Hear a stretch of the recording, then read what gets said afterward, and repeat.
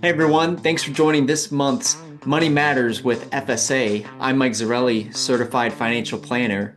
And just like that, 2024 is in the books. This year, like many others, brought a lot of ups, downs, wins, losses, and tons of lessons learned. Each year, major news stories kind of shape how we think about the future moving forward.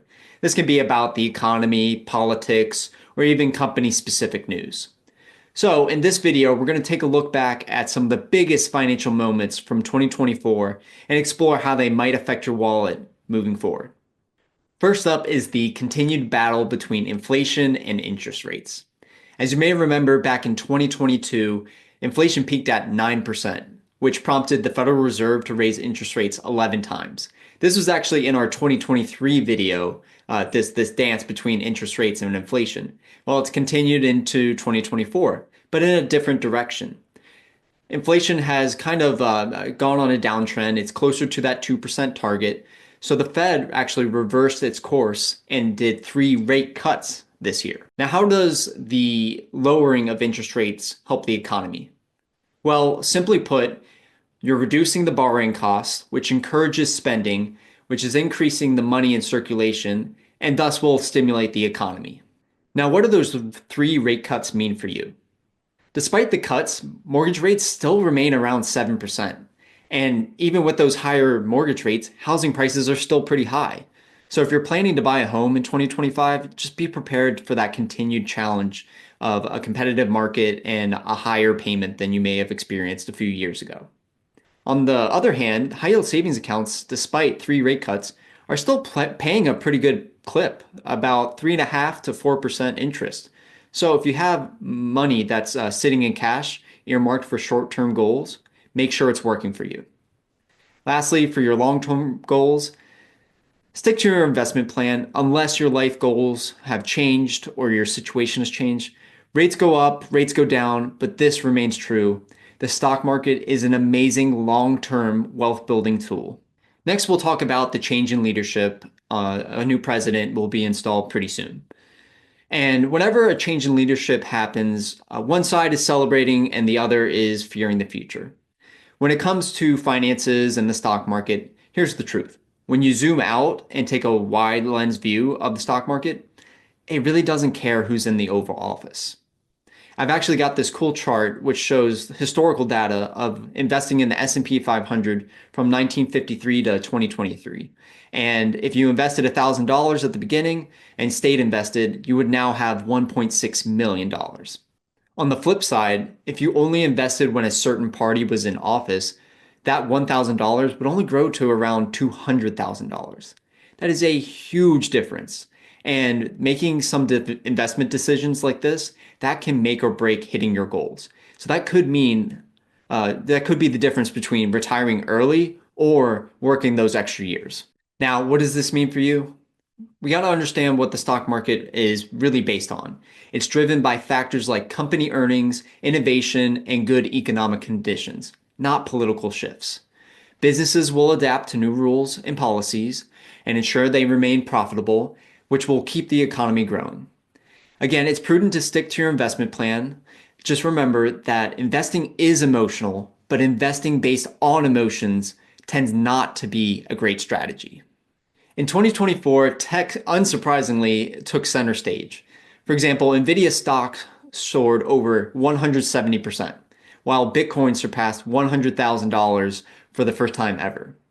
AI continued to be a buzzword with over 40% of the S&P 500 companies mentioning it during their Q2 earnings calls. Meanwhile, crypto received a boost from the launch of the first ever ETF, Bitcoin ETF, and a pro-crypto campaign by Trump. With huge gains in 2024, the big question is, should you invest in it now? My counter question to that is, if AI stocks and crypto didn't grab your attention at the beginning of 2024, when Nvidia was trading at $52 a share and Bitcoin was around $40,000 a coin, what's different now? What's changed now? There's certainly a place for speculative investments in some portfolios, especially if you already have a high savings rate and plenty of boring old diversified index funds. The slow way to make wealth. The worry here is that folks may jump in blindly into some of these speculative investments based on past returns, social media hype, or FOMO. And in general, that's just a risky move. Now, if you're still interested in taking on a little more risk and investing in some of these speculative type investments, here's a 4-step approach to get you prepared. Number one, do your research. Get an understanding of what you're investing in and build up your conviction of why it's going to continue to go up. Or by doing the research, you decide it's not the right fit for you. Number two, after the research is done and you've decided you want to make this investment, you need to determine how much you're willing to risk and then create an investment plan to allocate some funds to it. For example, you could earmark, let's say, 1 to 5% of your portfolio for speculative investments. Then you'll need to decide, do I want a lump sum investment, just put it all in at once, or a dollar cost average in, for example, a monthly fashion, $1,000 a month into this investment. Step 3 is super important and actually one of my favorites. It's defining what you're aiming for before making that investment. If your speculative bucket doesn't have a goal tied to it, how will you know when it's time to sell or trim that investment if your conviction was right? I mean, this could be something that could pay off your mortgage, allow you to retire early, or, for example, seed money to start your dream business. Now that gives you an end goal to achieve. Lastly, you got to be ready to hold on for dear life. Speculative investments, they are volatile. They will go up and they will go down. And hopefully you're right in the long run. I'd love to see that, but just be ready for a volatile ride. What's the lesson here for your wallet? Well, FOMO, fear, and greed are not real investment strategies. If you want to invest in something speculative, do your research, create a plan, define your goal, and be ready for a bumpy ride. Well, that's the 3 headlines I wanted to hit today. I want to leave you with this. Whenever you zoom into any year, there's always a reason to worry. Wars, recessions, political drama, all the rest.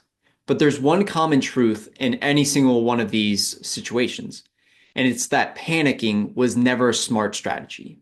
Rather, a solid financial plan combined with being flexible and liquid, that is the best way to face uncertainty. Heading into each new year, we have 2 choices.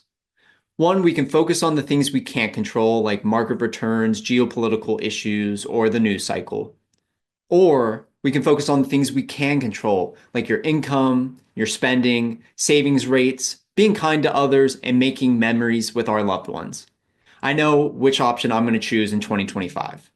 If this video resonates with you, please reach out to us at questions@fsainvest.com or give us a call at 301-949-7300 and we'll connect you with one of our certified financial planners. See you in the next video.